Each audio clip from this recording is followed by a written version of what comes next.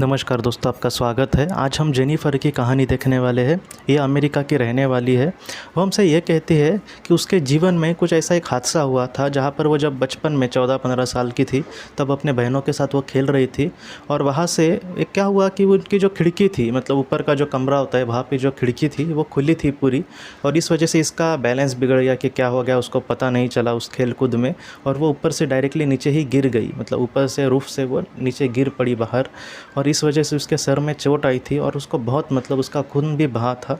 Jennifer ये कहती है कि मुझे मतलब पता ही नहीं चल रहा कि मेरे साथ क्या हुआ था, और वो बाद में वो कहने लगी कि मैं एक अलग ही दुनिया में अपने आप को उसने पाया।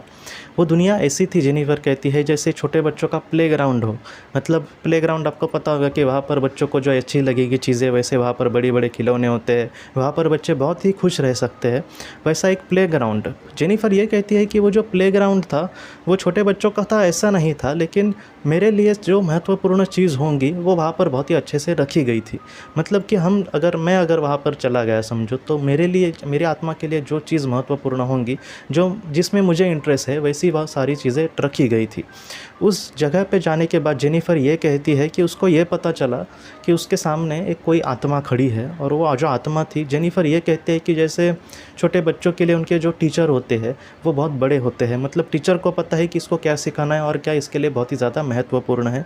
तो वैसे ही जेनिफ़र के साथ हुआ। जेनिफ़र ये कहते हैं कि उसको देखकर ही पता चल रहा था कि वो बहुत ही बड़ी ज्ञानी है। उस जो टीचर ने या फिर उस पवित्र आत्मा ने जेनिफ़र को ये कहा कि जो तुम्हारा जीवन है, इस जीवन के बारे में तुम ज़्यादा मत सोचो, तुम अपने जीवन में कितना अच्छा काम कर सकती हो इसके बारे में सोचो। जो परिस्थितियाँ है उसका बहुत ही अच्छे से सामना करने की कोशिश करो।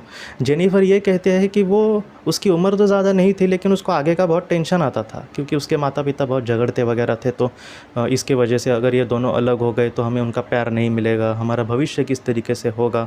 उसने कुछ ऐसे बच्चों को देखा था जहाँ पर माता-पिता के अलग होने के बाद उनका प्रॉब्लम हुआ आगे, मतलब उनके फ्यूचर का, या फिर इनको प्यार भी नहीं मिला और उनका करियर भी ठीक से नहीं हो पाया। तो खामखा के ऐसे कुछ विचारों को लेकर ये हमेशा डरी सहमी थी। और उस पवित्र आत्मा ने बाद में उनसे ये कहा कि जो जीवन है, जो तुम जी रही हो, इसके पीछे जो भी परिस्थितियाँ बदल रही है, मतलब तुम्हारे जीवन के सामने आने वाली जो भी परिस्थितियाँ है, ये आखिर क्यों ऐसी आई है, इसका जवाब तुम्हें ज़रूर एक ना एक दिन मिलेगा। या फिर वो जीवन जो है वो तुम्हारी आत्मा ने ही चयन किया है, वो क्यों किया है, इसके पीछे का राज भी तुम्हें एक दिन पता चलेगा। और उस आखिर में उस पवित्र आत्मा ने उनसे ये कहा कि अपने जीवन को भी एक महत्व देने की कोशिश करो। जेनिफ़र के जीवन में इतने बड़े दुख नहीं थे, लेकिन फिर भी वो सोचती थी कि मैं मर जाऊँ तो अच्छा है, क्या है इस जीवन में। उसकी उम्र तो छोटी थी, लेकिन उसके विचार कुछ अलग टाइप के थे। तो उस आत्मा ने भी उससे यही कहा कि हमेशा इस तरीके से तुम बात मत करो। ये जो जीवन है इसका महत्व तुम जानो और इस तरीके से अच्छे कर्म करने की कोशिश करो, ना कि हमेशा मतलब दूसरे को दोष देना, इसको दोष देना, उसको दोष देना। मैं कुछ अच्छा करती लेकिन मुझे अच्छी परिस्थिति नहीं मिली। तो इस तरीके से नहीं दोस्तों, बहुत बुरे बुरे हालात में लोगों ने अपने बड़े बड़े सपनों को पूरा किया है। इस तरीके से हमें देखना चाहिए जीवन को। उस पवित्र आत्मा ने उसको ये कहा कि तुम अपने जीवन से शिकायत मत करना, अपने जीवन में जितना अच्छे से हो सके उतने करने की कोशिश करना। और अगर तुमने परिस्थिति का बहुत ही अच्छे से सामना किया, मतलब अपने प्रारब्ध का, जो भी तुम्हारे सामने चीज़ें आएंगी, तो तुम बहुत ही अच्छे से आगे जा सकते हो। तो तुम इसके बारे में ज़्यादा चिंता मत करना। तो जेनिफ़र ने भी इन सारी चीज़ों को माना और उसने कहा कि हाँ, मैं ज़रूर इस तरीके से ही कोशिश करूँगी। बाद में उस पवित्र आत्मा ने जेनिफ़र की सोल को फिर से पृथ्वी पर दोस्तों भेजा। और जेनिफ़र ये कहती है कि जब उसको होश आया पृथ्वी पर, तब सब उसको अस्पताल लेकर जा रहे थे। और जेनिफ़र ये कह रही थी कि उसका बहुत खून बहा था, ऐसे उसकी माँ ने उसको बोला। और बाद में जेनिफ़र ठीक हो गई दोस्तों। ये जो घटना है वो जेनिफ़र कहती है कि बहुत पुरानी है, तकरीबन 18 साल पहले ये घटना उसके साथ हुई थी, और बाद में उसने अनुभवों को अपने कहा था। और जेनिफ़र ये कहती है उसकी मतलब प्रॉब्लम ही आया, मतलब उसके लाइफ में आगे उसके माता पिता ने डिवोर्स लिया, उसकी माँ ने उसको संभाला। लेकिन जेनिफ़र ये कहती है कि मैं पहले वाली जेनिफ़र होती तो अपने माँ पर ही गुस्सा निकालती, लेकिन टीन एज में ही उसने 2-3 नौकरियाँ की अपने कॉलेज करते करते बेचारी ने, और उसने अपनी माँ को कोई भी मतलब परेशानी नहीं दी। और आज जेनिफ़र ने कहा कि मेरा जो भी सपना था मैं आज पूरा कर चुकी हूँ। उसको अपने खुद का मतलब बिज़नेस शुरू करना था, और उसने बहुत ही अच्छे से आज उसका वो बिज़नेस चल रहा है।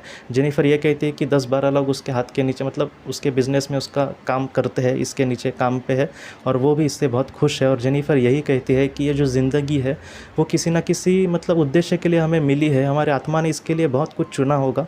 इस तरीके से अगर हम अपने कर्तव्य करते हैं, अपने लाइफ में आगे बढ़ते हैं, तो ये हमारे लिए प्रायोरिटी होगी कि हम उसको महत्व दें, ना कि कि इसको दोष दे, उसको दोष दे, और परिस्थितियाँ कैसे भी हो हमें उसमें चलने की कोशिश करनी होगी। जैसे इसके सामने बहुत बुरी परिस्थिति थी, लेकिन इसने माँ को प्रॉब्लम ना हो, माँ को मतलब तंगी ना हो पैसों की, इस वजह से उसने खुद काम करके अपनी प्रॉब्लम को सॉल्व करने की कोशिश की। मैं भी यही कहता हूँ दोस्तों कि अपने लाइफ में ऐसे कुछ प्रॉब्लम हो तो पहले हमें सोचना चाहिए कि मैं इसको दूर करूँगा क्या, क्योंकि इसको दोष दो, इसको दोष दो, ये बहुत सिंपल है, लेकिन इसमें हम कुछ कर सकते हैं कि हमारे प्रॉब्लम दूर करने के लिए या फिर हमारे परिवार को उस तरीके से अगर हम सोचकर आगे बढ़े तो जेनिफर के जैसे ज़रूर दोस्तों हमारे भी सपने ज़रूर पूरे हो सकते हैं। तो दोस्तों आज के भाग में बस इतना ही, हम अगली वीडियो में मिलते हैं। आप अपना अपने परिवार का ख्याल रखना। आपका बहुत बहुत धन्यवाद।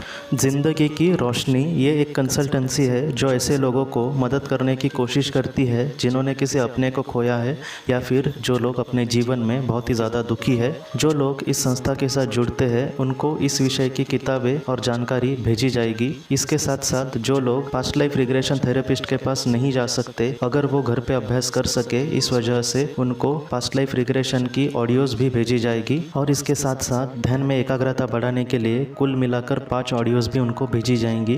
तो जो लोग इस संस्था के साथ जुड़ते हैं उनको यह सारी चीज़ें उनके ईमेल पर या फिर व्हाट्सएप पर भेजी जाएंगी। अगर आपको इस संस्था के साथ जुड़ना है तो कृपया इस नंबर पे व्हाट्सएप करें।